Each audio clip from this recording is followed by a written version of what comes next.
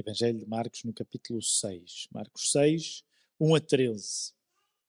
Diz assim a palavra do nosso Deus.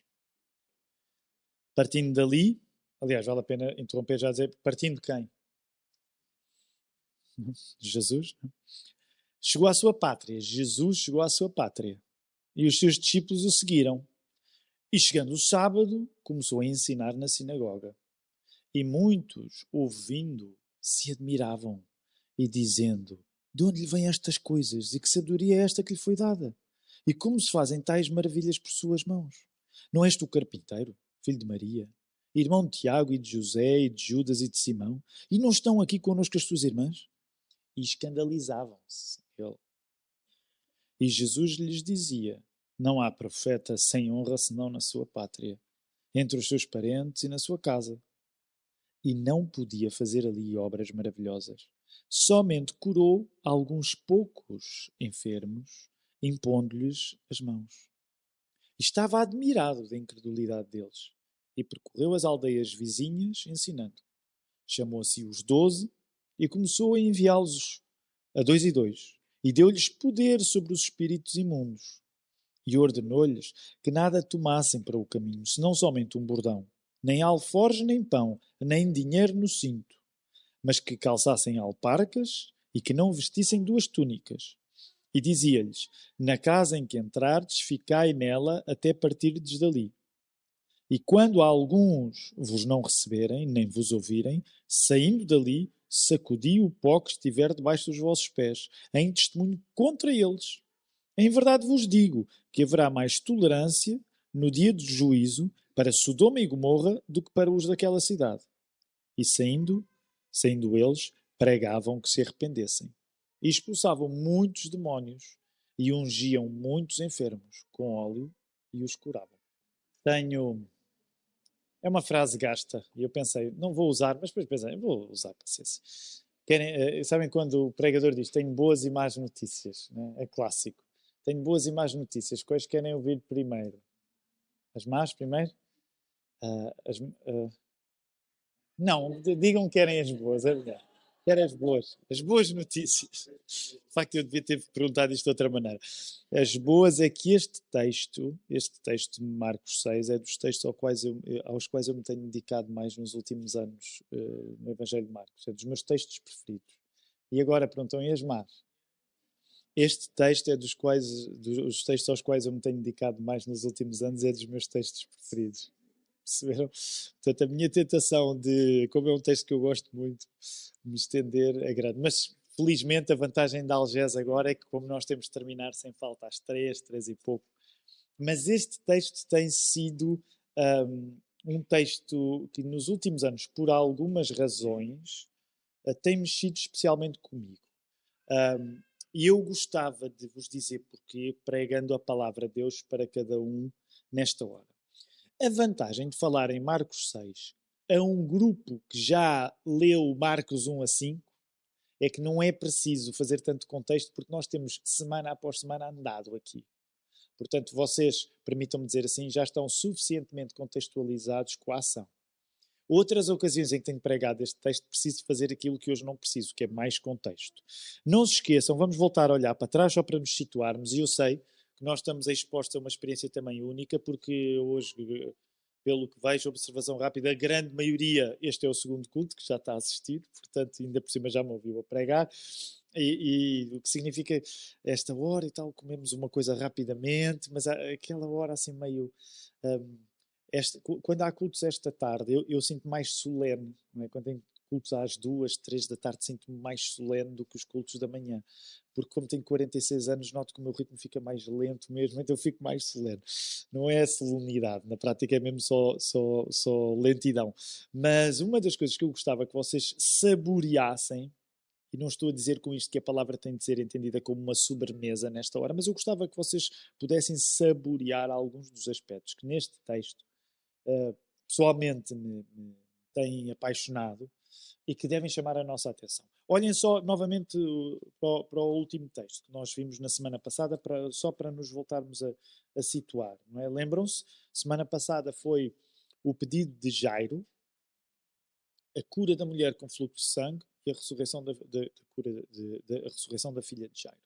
Aqui há uns anos nós dávamos uma classe de escola dominical lá na Lapa só sobre o Evangelho de Marcos. E eu geralmente convidava as pessoas a decorarem a estrutura do Evangelho de Marcos. Não é decorar o Evangelho, mas a estrutura. E não é muito difícil. Eu não tenho dito muito isso para vocês fazerem, mas permitam-me dizer, porque esta é uma das vantagens de nós estarmos numa plantação de igreja, temos um relacionamento mais próximo, mais familiar. Pondera, ires decorando a maneira como isto está a acontecer. Não é difícil. Ires decorando na prática como é que isso se faz. Tu olhas para os títulos e vais decorando. Por exemplo, pensa assim, Marcos 1, apresentação do Evangelho de Marcos, João Batista, batismo de Jesus, tentação no deserto, chamada dos primeiros discípulos para serem pescadores de homens, cura do endemoniado na sinagoga, cura da sogra de Pedro em Cafarnaum, Jesus retira-se para orar, cura do paralítico. Encerra-se, Marcos 1. Marcos 2, desculpa, eu disse paralítico leproso. Marcos 2 é assim, o paralítico é levado pelos 3 amigos e Jesus cura-o dizendo para que todos saibam que o filho do homem tem na terra poder para perdoar pecados, levanta-te, toma o teu leite e anda. Não precisas decorar isto, esta é a maneira como eu decoro, percebes? Depois, vocação de Levi, Jesus é acusado de não quebrar o sábado, de quebrar o sábado e de não jejuar, percebe?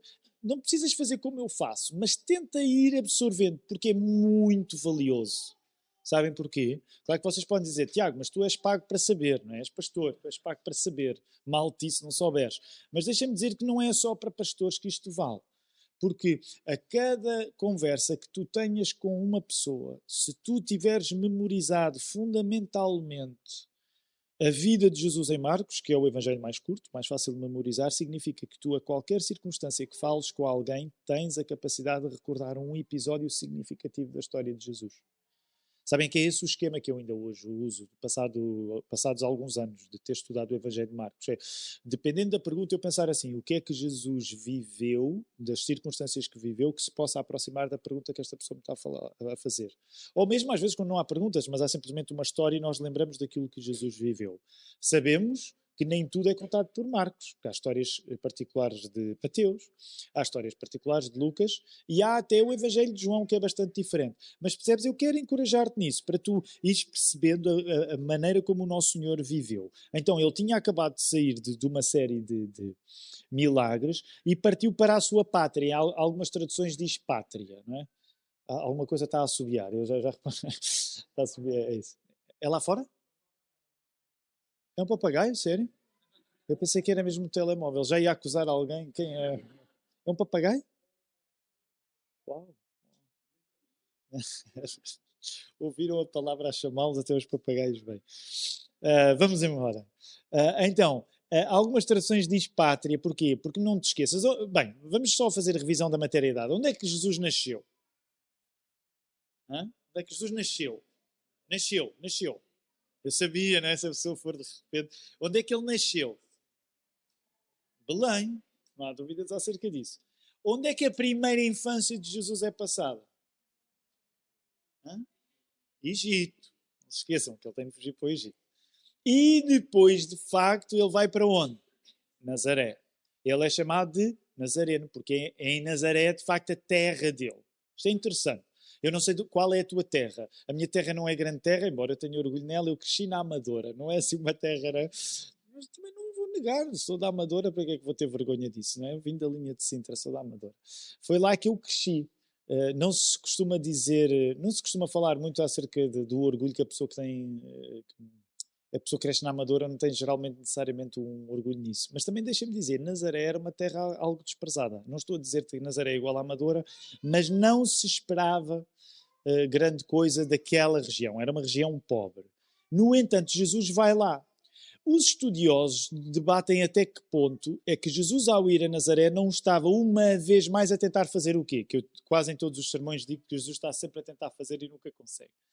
O que é que vocês acham que poderia estar em causa se Jesus foi à terra dele? Nós costumávamos dizer antigamente, vou à minha terra. O que é que Jesus estaria a tentar, eventualmente? Ensinar e ensinou. Não está errado. Não está errado. Mas outra coisa que podia estar em causa. Descansar, vou à minha terra, vou tentar descansar. Agora, é interessante porque dependendo da harmonia dos evangelhos que nós seguimos, encontramos, por exemplo, em Mateus 13, esta história também contada. O que acontece é que chega o sábado, ele está na sua terra, não se esqueçam, com os seus discípulos, diz-nos o verso 1, e ele terá sido convidado para falar na sinagoga. Eu agora não posso ir a detalhes, pois se tu quiseres podes aprofundar mais para perceberes como é que as sinagogas funcionavam naquela altura, mas era comum haver um colégio da sinagoga, vamos dizer, uma equipa pastoral, um presbitério na sinagoga, e convidar-se alguém que era conhecido para dar uma palavra. No fundo não é assim tão diferente de uma igreja evangélica, em que vem alguém conhecido e a pessoa convida para, olha, prega a palavra. Por exemplo, em breve, se Deus quiser, nós receberemos, por exemplo, o pastor Guilherme, que tem estado connosco, o Loá Neto, lá da igreja em Espanha, em Granada. Se Deus quiser, ele daqui a 2 semanas estará connosco na igreja e eu soube, então em antecipação disso, pastor Guilherme, pregue para nós na Lapa. Não era muito diferente. Então, por alguma razão, esse convite chega e é isso que vocês encontram no verso 2. Se vocês forem em Mateus, a história está mais dilatada, em Mateus. Há alguns detalhes que são dados que não são dados aqui, mas vocês têm a reação, porque Marcos quer concentrar-se não naquilo que Jesus pregou. Noutros lugares vocês vão encontrar mais detalhes acerca do que Jesus pregou, mas Marcos não está interessado nos detalhes acerca do que Jesus pregou. Marcos está interessado no quê? Na maneira, na reação àquilo que é pregado. É o que interessa a Marcos. É esse contraste entre aquilo que Jesus prega e a reação. E olhem lá, muitos ouvindo se admiravam dizendo, de onde vêm estas coisas? Que sabedoria é esta que lhe foi dada? Como se fazem tais maravilhas por suas mãos? Não é este carpinteiro, filho de Maria, irmão de Tiago e de José, e de Judas e de Simão, e não estão connosco as suas irmãs, e escandalizavam-se nele. Agora, aproveitando o facto de sermos um povo aqui mais familiar, quero-te perguntar, o que é que tu achas que está em causa nesta reação? Como é que tu lês esta reação? Quando tu lês esta reação das pessoas de Nazaré, o que é que achas que aqui está em causa, nesta reação? Espanto. Porquê? Eles conhecem Jesus. Eles estão a lidar com um Jesus que não corresponde ao Jesus que eles conheceram. Então reparem, o que eles dizem, como é que isto é possível? Como se costuma dizer, eles conheciam Jesus desde que ele cresceu lá. Eles conheciam Jesus de gingeira. Como é que é? Então, espera aí. Como é que este Jesus que a gente conhece, o filho do carpinteiro, temos as irmãs connosco ainda, o que é que passou na cabeça dele para de repente ele falar como fala? De onde é que vem esta autoridade? E reparem a ironia. E por isso é que este texto fala tanto comigo e eu acho que também vai falar convosco. Quando nós estamos nos lugares que melhor nos conhecem, é precisamente nesses lugares que, se houver alguma mudança na nossa vida, mais reação nós recebemos. Espera aí, não pode ser. Este eu conheço bem. Então eles não querem admitir que o velho conhecimento que têm de Jesus pode mostrar uma nova personalidade. E esta é uma primeira coisa que eu gostava que tomasses nota. A dificuldade que existe quando um velho conhecimento mostra uma nova personalidade. E a última frase, no verso 3, ela é taxativa. Ela é tristemente taxativa. Mas ela diz, eles escandalizaram-se nele. Eles não conseguem aceitar que o velho Jesus que conhecem desde criança, que viram a crescer, possa ser a pessoa que está a pregar o que está a pregar. E uma coisa igualmente fascinante, olha aí o verso 4. E Jesus lhes dizia, não há profeta sem honra senão na sua própria pátria, na sua pátria, entre os seus parentes e na sua casa. Este verso 5 surpreende-me sempre. Já o estudei muitas vezes. E não, qual é o verbo que tu tens aí à frente? Na tua tradução, não podia. Como assim não podia? Estamos a falar de quem? Jesus não podia? Como assim? Como assim Jesus não podia? Lê. Jesus não podia fazer ali obras maravilhosas. Somente curou alguns poucos enfermos impondo-lhes as mãos. Então, o que está aqui em causa é aquilo que vai ser afirmado logo de seguida e o nosso espanto continua. Olha aí, verso 16. E estava, o quê? Admirado da incredulidade deles. Jesus fica admirado. Vocês sabem que essa é uma das questões que rapidamente aparece quando nós estamos a ler o Evangelho. Porque nós acreditamos que Jesus é Deus, acreditamos que Ele é homem. As duas coisas ao mesmo tempo. É fácil de explicar isto? Não é. Mas acreditamos nas duas coisas. A doutrina que existe para defender isto, chama-se a doutrina da união hipostática. Os cristãos tiveram uma história longa para compreender que Jesus é Deus e Jesus é homem e acreditam nas duas coisas acontecendo ao mesmo tempo. É fácil de explicar? Não é, mas é a nossa convicção. Jesus é Deus. Por exemplo, porque é que isto é importante? Porque tu vais encontrar movimentos que parecem cristãos e que não acreditam que Jesus é Deus. Não se pode chamar cristão a alguém que não acredita que Jesus é Deus. Dou-te um exemplo, e com respeito, mas não acreditam que Jesus é Deus. A Testemunha de Jeová não acredita que Jesus é Deus. Ela não é cristã, porque não acredita que Jesus é Deus. Outros movimentos ao longo da história muitas vezes não acreditavam que Jesus era homem. Nós acreditamos nas duas coisas. Uma das coisas que nos espanta é que, de facto, como é que nós reagimos aos textos na palavra em que Jesus demonstra ignorância de algumas coisas ou espanto? Nós não sabemos explicar isso completamente, mas sabemos que isso faz parte do facto de ele ser pessoa, porque ele ficou de facto admirado com a falta de fé das pessoas da sua terra. A única vez que este termo que aqui tu tens traduzido como admirado é usado é para a fé do centurião no Evangelho de Mateus. E esta ideia de admirado não é, ai que surpresa. Não, é uma ideia de a pessoa não sabe o que é que há de fazer com aquilo. E há uma consequência da falta de fé deles. E é uma consequência com alguma piada. Ainda no verso anterior, verso 5, somente curou alguns poucos enfermos impondo-lhes as mãos. Porquê? Porque não podia fazer ali obras maravilhosas. Alguns dos estudiosos dizem até que, tendo em conta a pouca fé que os nazarenos tiveram em Jesus, as pessoas que Jesus terá curado foram apenas os constipados. Foram as coisas... há estudiosos que dizem porquê? Eu gostava que tu pensasses nisso, porque isto tem-me interessado muito ao longo dos anos. Quando tu não acreditas muito em Jesus, tu não lhe levas grandes problemas para ele resolver. Nazaré não tem fé em Jesus, então, manda aí os constipados, eu estou com uma otite, dói-me uma coisa, manda aí o pessoal que não tem grandes problemas. Porquê? Porque não há fé em Jesus. E ele não pôde fazer ali grandes sinais. Porque a falta de fé das pessoas impediu que grandes sinais fossem feitos. Lembras-te, já a semana passada eu te falei nisso, quando eu te disse que, por exemplo, uma das coisas que fica gravado no teu coração quando tu lês o Evangelho de Marcos com o coração aberto, é que tu ficas impressionado porque são de facto as pessoas que têm grandes necessidades que são recompensadas. As pessoas que não têm grandes necessidades não saem recompensadas por Jesus, porque elas não levam até Jesus grandes problemas para resolver. E lembras-te, semana passada, uma das coisas que eu partilhei contigo foi, pensa de que forma é que o mesmo se aplica a nós.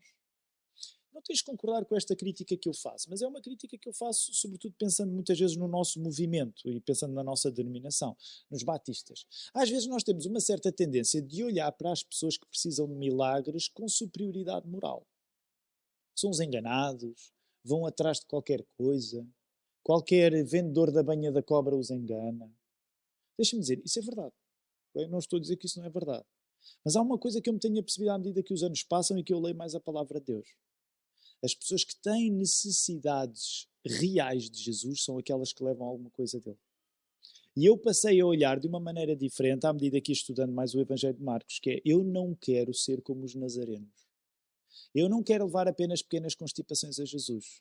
Porque se eu levar apenas as minhas pequenas constipações, os meus pequenos resfriados, as minhas pequenas dores de barriga, significa que Jesus não está a poder fazer coisas grandes na minha vida porque eu não estou a ter fé nele. E eu passei a olhar de outra maneira para aqueles pobres coitados que antigamente eu achava que eram pobres coitados que andam aí à procura de milagres. Eu passei a identificar-me com uma coisa com eles. Pelo menos eles têm necessidades. Podem ser enganados, podem apanhar pessoas que os enganam. Isso é tudo verdade, isso é tudo triste. Mas eles têm necessidade de um grande Deus porque eles têm grandes problemas. E às vezes penso em nós, permitam-me dizer assim, e penso assim, este pessoal está tudo tranquilo, está tudo bem na vida deles, não tem grandes necessidades, está sempre tudo ok. Curiosamente, faz-me lembrar às vezes a sombra de Nazaré. Jesus ficou admirado por não pôde fazer grandes sinais na vida deles. A nossa A melhor coisa que nós levamos até Deus... Aliás, eu já o citei, um pregador incrível. Eu creio que ele ainda não veio em Portugal, por acaso temos de pedir ali ao irmão Edvânio para exercer uma influência. O Jonas Hemsworth. Edvânio, tu já o conheceste pessoalmente, ele é incrível. De facto, eu disse que ele era jamaicano, mas ele não é jamaicano, ele é de Barbados, né? É Trinidade ou Tobago, eu nunca sei bem qual é. É uma dessas ilhas, né? É uma dessas ilhas, assim, na América Central. E eu uma vez ouvi-o a pregar nos Estados Unidos, já o estou a citar pela segunda vez, portanto alguns de vocês já ouviram, mas ele disse uma coisa que os puritanos também costumavam dizer e que me marcou. E ele estava a pregar em inglês e ele disse: All you need is your need. Tudo o que tu precisas é da tua própria necessidade. A única coisa que tu levas a Deus é a tua necessidade. Se tu levares a Deus uma necessidade pequena, tu vais ter pouco de Deus. Se tu levares uma grande necessidade, tu vais ter muito de Deus. De facto, a única coisa que nós levamos a Deus, que Ele não tinha até nós chegarmos até Ele, a única coisa que Deus não tinha até nós chegarmos até Ele, era a necessidade. De facto, Deus não tem necessidade de nada porque Ele é perfeito. Mas nós temos necessidade de Deus. Quanto maior a nossa necessidade, maior a graça que nós vamos receber dele também. Eu gostava que tu guardasses isto, já lá vamos voltar. Agora, temos de avançar. E depois vem uma parte do texto que muitas vezes anima-nos, não é? Aliás, é uma pergunta que com frequência chega à Lapa, que vem deste contexto, quando há perguntas e respostas, e também aqui em Algés também pode trazer uma certa emoção. Não para, isto não para. Verso 7, chamou-se aliás, ainda no final do verso 6, percorreu as aldeias vizinhas ensinando. Chamou-se os 12 e começou a enviá-los a 2 e deu-lhes poder sobre os espíritos imundos. E ordenou-lhes que nada tomassem para o caminho, senão somente um bordão, nem alforjes, nem pão, nem dinheiro no cinto. Então Jesus começa a enviar os 12, 2 a 2, e eles recebem autoridade. O termo aí é exousia. Portanto, a ideia de que há uma autoridade nova que eles têm e eles próprios estão a experimentar coisas novas com a nova autoridade que Jesus lhes dá. Reparem, o que é que está aí a acontecer? Por exemplo, poder sobre os espíritos imundos. E ordenou-lhes que nada tomassem. Portanto, a logística no verso 8 tem de ser, de facto, uma logística mínima. O que é que eles podem levar? Bordão. O que é um bordão? São palavras às vezes que nós já não... O que é um bordão? É um cajado, é um pau grande. Porquê que os cajados eram úteis naquela altura? Para caminhar, porque por um lado muitas vezes serve de apoio, mas e tem outros efeitos práticos, por exemplo. Como? Defesa pessoal. Não, a questão da defesa pessoal é das mais importantes. Eu vou dar um exemplo que é patético, mas, por exemplo, às vezes lá no Algarve, eu gosto de dar umas voltas e às vezes quando vou para aquelas zonas mais rurais, o que é que acontece? Volta e meia e faz-me falta um cajado. Há uma quinta qualquer que está aberta e o que é que há dentro da quinta para proteger a quinta?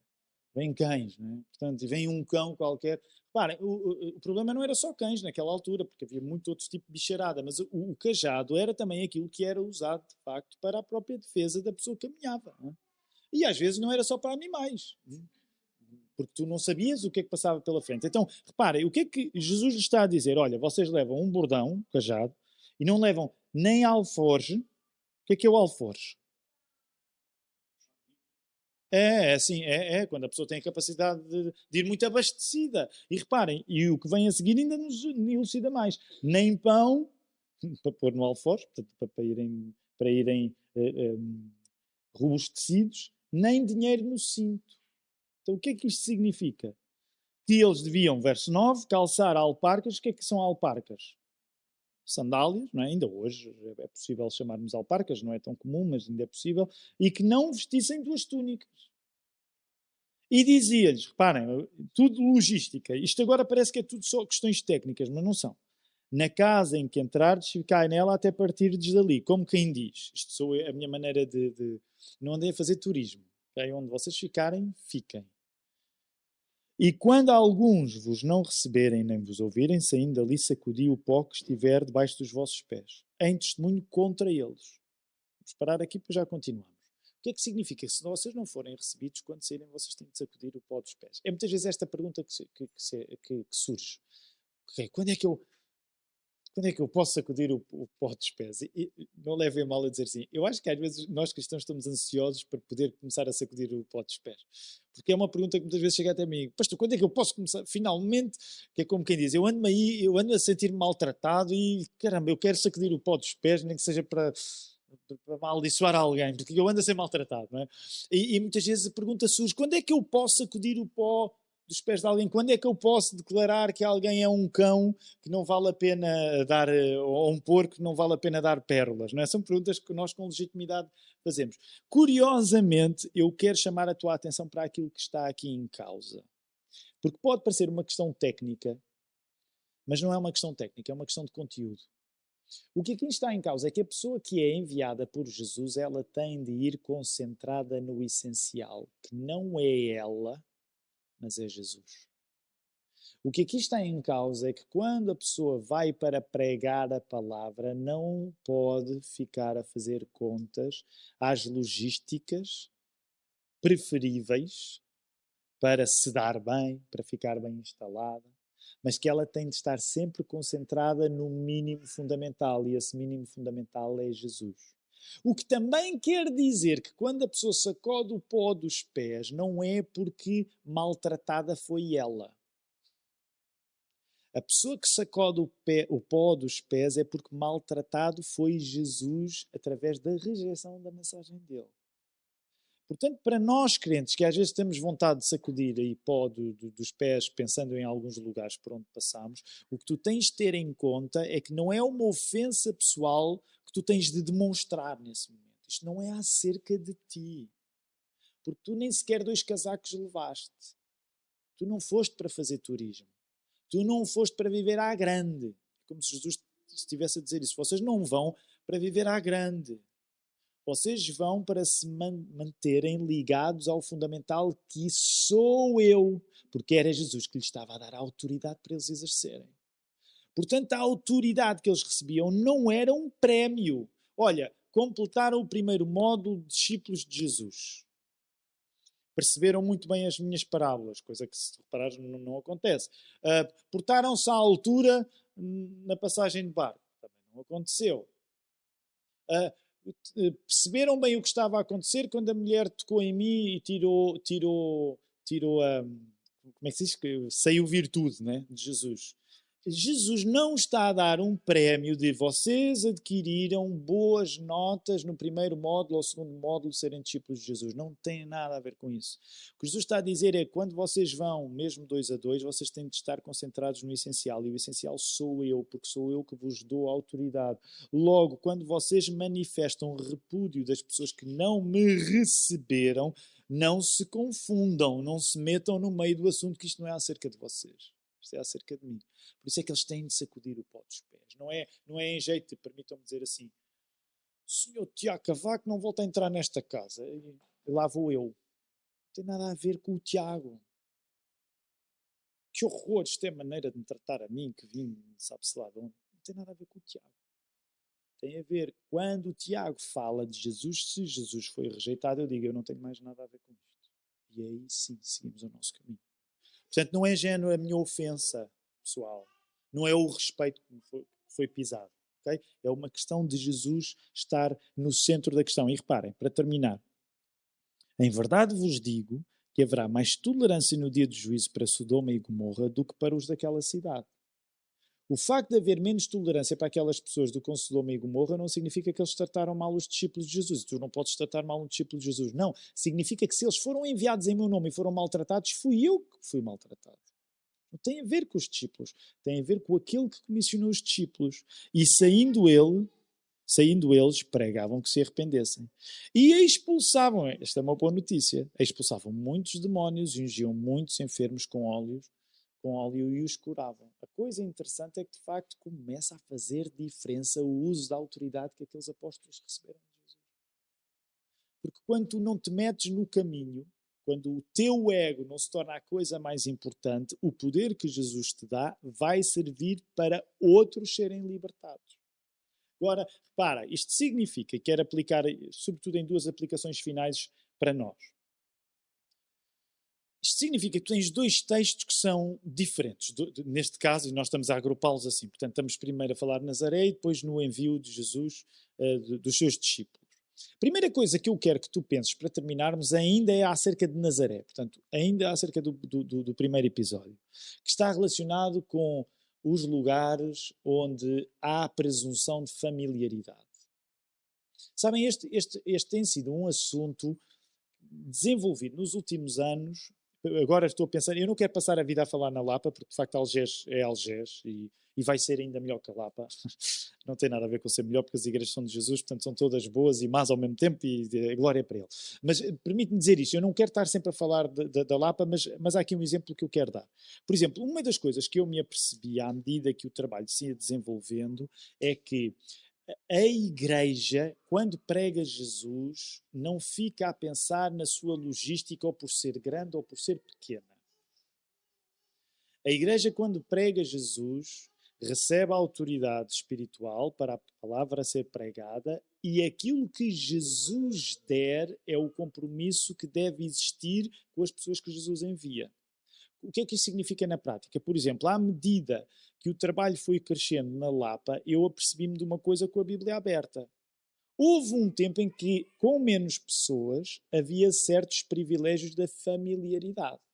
Há uma grande diferença quando tu vens a Algés ou, por exemplo, se fores a uma igreja maior. Porquê? Porque quando vais a uma igreja maior, é mais difícil tu conheceres as pessoas. Então, numa igreja maior, tu tens de ir prescindindo do privilégio da familiaridade que existe em lugares mais pequenos. Reparem, nem a igreja maior é melhor por ter menos familiaridade, nem a igreja mais pequena é melhor por ter mais familiaridade. Significa apenas que o Espírito Santo faz a sua obra, dando fartura nos casos e noutros não dando. O trabalho é dele, não somos nós que escolhemos. E deixa-me dizer isto com certa vontade, porque já tive muita experiência na ausência de fartura. Quando por alguma razão a quantidade aumenta, tu não imprimes a tua própria agenda. Ok, agora tem de ser muitos. Não, tu queres ser um mordomo fiel. Então, por causa disso, percebes que, por exemplo, a característica da familiaridade eventualmente se vai perder quando a comunidade cresce. Não é porque tu a desprezas, é porque é esse o fruto que Deus te está a dar. Então, o que é que isto significa? À medida, por exemplo, que a comunidade cresce, a presunção de familiaridade vai-se perdendo. Que, por exemplo, e não quero estar a fazer aqui muitas considerações sociológicas, mas, por exemplo, eu posso dizer que é uma das coisas que tantas vezes no contexto em Portugal mais impede o crescimento das comunidades evangélicas, porque elas não querem abdicar do privilégio da familiaridade. Já ouvi este comentário muitas vezes. E eu tratei bem as pessoas que me o fizeram, okay? Não as tratei mal. E eu sei que não era mal intencionado o comentário, mas não era nada bíblico. Eu não consigo imaginar como é que é estar numa igreja onde as pessoas não se conhecem a todas. Meu irmão, se tu estás numa igreja onde consegues conhecer toda a gente, aproveita, isso é uma benção. Mas uma igreja não vai ser definida ou não pelo privilégio que tu tens de conhecer as pessoas. Porque se assim fosse, tu tinhas de cancelar logo a primeira igreja na história de Jerusalém. Tu achas que conhecias aquela igreja com milhares? Calcula-se que em pouco tempo teria cerca de 7.000 pessoas. Tu achas que ias conhecer toda a gente lá? Ias ter com os apóstolos? Tenho aqui uma questão para colocar, é que eu não conheço aqui ninguém e acho que o Espírito Santo não está aqui connosco, uma vez que agora já somos tantos. Tu vês que a igreja se adaptava, por exemplo, tendo comunhão casa em casa. Porque as próprias casas eram um reflexo de uma igreja que era grande mais para as pessoas conhecerem todas umas às outras. Então, por exemplo, tu tens de ser cuidadoso muitas vezes quando procuras a familiaridade como se fosse uma razão do Espírito. Porquê? Porque, curiosamente, as pessoas que se sentiam mais familiares com Jesus foram aquelas que o desprezaram. Cuidado com os apetites da familiaridade. Porque quando Jesus foi à sua pátria, à sua família, foram aquelas pessoas que não conseguiram aceitar a mudança. E quero sugerir-te uma analogia ainda com cuidado, até porque sei que falo em assuntos complicados quando falamos na nossa família. Agora estou a falar nas nossas famílias de origem. Tu sabes isto. Só te vou lembrar uma coisa que tu já viveste. Quando por alguma razão tu decidiste uma coisa diferente em relação ao teu passado, muitas vezes os teus pais são as pessoas que menos te vão compreender. Estou certo ou estou errado? É mentira. Muitas vezes, quando nós tomamos uma decisão que vai contra a tradição da família, os nossos pais, aqueles que mais nos amam, são aqueles que não nos vão compreender. Porque eles vão, de certa maneira, ter a mesma reação que a sinagoga teve em Nazaré. Espera aí, este conheceu bem. Como assim o meu filho? Como assim o meu filho a mudar? Porquê é que há tão poucos evangélicos em Portugal? Também por causa disto. Porque as pessoas têm medo de se tornar diferentes aos olhos das pessoas que sempre nos conheceram. Porquê é que as pessoas têm medo de se tornar evangélicas? Epá, se eu de repente chegar e disser, olha, eu agora sou isto diferente, como é que eu vou sobreviver num meio pequeno? Uma boa parte da resistência que existe em Portugal à mudança tem a ver com isto. É um país pequeno com muito medo de mudar. Porque quando tu mudas, deixas de ser reconhecido pela maioria. O que é que eles fizeram com Jesus? Espera aí, calma aí, Jesus. Se tu queres ser bem aceito aqui, tu tens de continuar a ser o filho do carpinteiro. Deixa-te lá de manias de ser pregador. Deixa-te lá manias de ser fazedor de maravilhas. Não é esse o Jesus que nós conhecemos, portanto, mantém-te lá o Jesus que nós conhecemos. Portanto, cuidado com os lugares onde tu exiges uma certa familiaridade, porque às vezes são esse o lugar onde tu vais impedir que o Espírito Santo faça uma obra de mudança. Essa era a primeira coisa que eu te queria dizer. Segunda coisa, a nossa vontade é muito importante na Bíblia. Uma vez mais, tu vês o Evangelho a afirmar isso. Diz-te isto a alguém que acredita no monergismo. Depois tu vais para casa googlar, ok? O que é o monergismo? Eu sou um monergista. Eu acredito que tudo na nossa vida acontece de facto por vontade de Deus. A nossa vontade, na prática, é apenas uma resposta àquilo que já é a vontade de Deus. Mas tendo dito isto, a Bíblia ensina-me de que o uso da minha vontade é importante. Claro que depois é aí que entra o sentido do humor, porque no final Deus vai-me dizer, olha, lembras quando tu julgaste que fizeste alguma coisa? Na prática tu não fizeste nada, fui eu que fiz tudo. Esse é o sentido do humor, que só alguns, se os mais calvinistas entendem. Tu não precisas ser calvinista, ok? Mas tens é de entender que a vontade é valorizada por Deus, mesmo que depois, mais tarde, tu venhas a perceber que a tua vontade só aconteceu porque foi Deus que começou a fazer alguma coisa nela. Agora, a tua vontade é importante, porquê? Porque se tu não levares grandes problemas a Jesus, também não vais tirar grandes soluções de Jesus. E permite-me dizer-te isto com amor. Há muita coisa que não está a acontecer na tua vida porque tu só estás a levar os resfriados, as constipações, as otites a Jesus. E não estás a levar as coisas difíceis, aquelas do nosso coração, aquelas do nosso comportamento. E Jesus fica, nesse sentido, percebe a analogia, Jesus fica triste com as coisas tão pequenas que nós levamos até Ele. A leveza e a agilidade, passando agora para terminar no último evento, quando Jesus enviou os seus discípulos, a leveza e a agilidade da estratégia para a evangelização apontam para a mensagem e não para os mensageiros. Levar o Evangelho de Cristo é ir leve. Na medida em que precisamos de muita bagagem, em que não precisamos de muita bagagem para nos concentrarmos no essencial. O essencial não somos nós, é Jesus. Chegar com pouco e com pouco partir. É esse o espírito que tu descobres lá. Por último, os discípulos de Cristo não sacodem os pés por terem sido pessoalmente ofendidos. Os discípulos de Cristo sacodem os pés quando Cristo foi rejeitado. Não é acerca de mim, é acerca de Jesus. Logo, uma das nossas necessidades é nós não termos medo de deixar que seja Cristo o centro. E se as pessoas aceitam, glória a Deus. Se as pessoas não aceitarem, sacudimos o pó dos nossos pés. Não porque fomos pessoalmente ofendidos, mas porque Cristo foi rejeitado. Agora, percebam isto. É fundamental tu largares o lugar onde Cristo está a ser rejeitado. Porquê? Porque há lugares onde Cristo vai ser aceito. Por isso é que o texto termina com uma nota positiva. Aqueles que é para dizer a Deus, porque há lugares onde as pessoas vão aceitar Jesus. A minha oração nesta hora é que nós, durante esta semana, na nossa vida, no nosso dia-a-dia, por muito banal que ele seja, nós possamos ter este mesmo espírito de prontidão, de procura pelo Espírito Santo nos trabalhos que nós temos, de testemunharmos com Jesus não base no nosso orgulho, não com base na nossa estratégia, não com base na ideia que temos, mas com base em Jesus. E a partir daí, progredirmos. Eu sei que na prática não é fácil nós assumirmos o momento em que é preciso parar aqui para ir para acolá. Sei que isso não é fácil, mas o Espírito Santo está cá para nos ajudar. Para que seja Jesus a ser reconhecido na nossa vida e não o nosso próprio exemplo.